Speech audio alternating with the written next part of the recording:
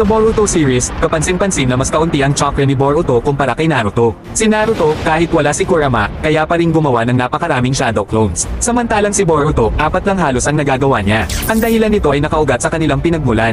Si Naruto ay anak ni Coach Ina Uzumaki at Minato Namikaze. Ang lahing Uzumaki ay tanyag sa malalaking chakra reserves at tibay ng katawan, kaya natural na malakas ang chakra ni Naruto. Kahit hindi kilala ang Namikaze sa ganoon, sapat na ang dugong Uzumaki para bigyan siya ng napakalaking chakra. Pero iba ang sitwasyon ni Boruto. Ang tatay niya, si Naruto, ay halo ng Uzumaki at Namikaze, at ang nanay naman niyang si Hinata ay galing sa Hyuga clan.